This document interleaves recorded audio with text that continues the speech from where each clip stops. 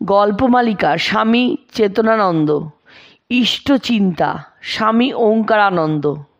সাধনার জন্য কোনো একজন ব্যক্তি পুরুষকে নিতে হয়। ব্রহ্ম মন বুদ্ধির অগোচর, সুতরাং ব্রহ্মের চিন্তা কে করিবে?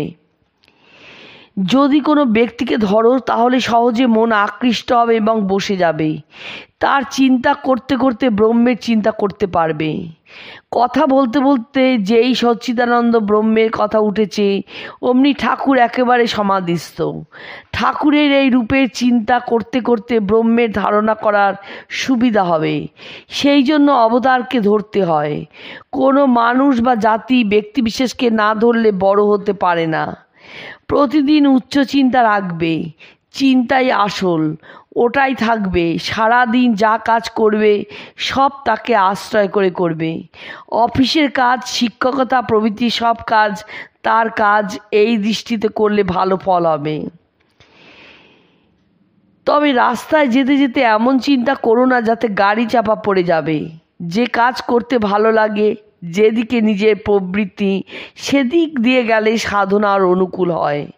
একটা ঘটনা শোনো। দক্ষিণ ভারতের একটি মুচি শিবের ডমরু তৈরি করত। সে ওই কাজ করতো আর ভাবতো, এতদিন তো ডমরু তৈরি করছি, কই আমার তো আর শিব দর্শন হলো না। ডমরু তৈরি করতো আর কেঁদে কেঁদে ওই কথা বলতো।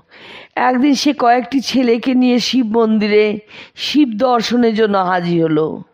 দরজায় তাকে দেখেই মন্দিরের একজন পুরোহিত তাকে এমন লাঠির ঘা মারল যে সে অজ্ঞান হয়ে পড়ে গেল। ছেলেরা তাকে ধরাধরি করে সরিয়ে নিয়ে গেল। এদিকে সঙ্গে সঙ্গে মন্দিরের দরজা আপনা আপনি বন্ধ হয়ে গেল।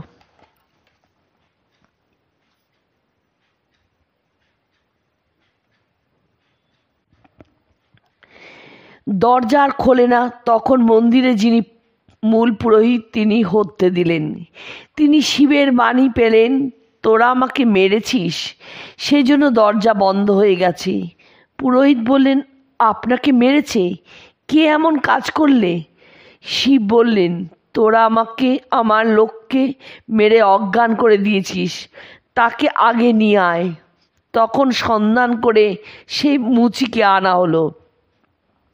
সে আসতেই দরজা খুলে গেল। শ্রীমূর্তি দর্শন করেই সে শরীর ছেড়ে দিলে। তাহলেই দেখো, কাজেই স্পিরিটই আসল। কাজ ছোট বড় বলে কিছু নেই। তোমরা ফুল তুলছো, মালা গাঁথছো, জপ করছো, মালা ঘোরাচ্ছ, কিন্তু স্পিরিট পাচ্ছ না। তোমাদের সঙ্গে সাধারণ বুড়ি বিধবাদের তফাৎ কোথায়? কেন তোমাদের এই অবস্থা? কারণ তোমরা যান্ত্রিকভাবে ওই কাজগুলি করছো। ওইগুলি যদি তোমাকে শক্তি না দেয়, বুঝবে সব ভুল হচ্ছে। মনে করো জাদুকরের কাহিনী। সে কেবল জাদু জানত, ওই জাদু দেখিয়েই ইষ্ট লাভ করলো। স্পিরিট হচ্ছে আসল কথা। খুব বিশ্বাস রাখবে। গানে আছে, নাসিক ব্রাহ্মণ হত্যা করি ভ্রূণ, সুরাপান আদি বিনাশী নারী, তবু ভয় নেই যদি দুর্গা নাম করি।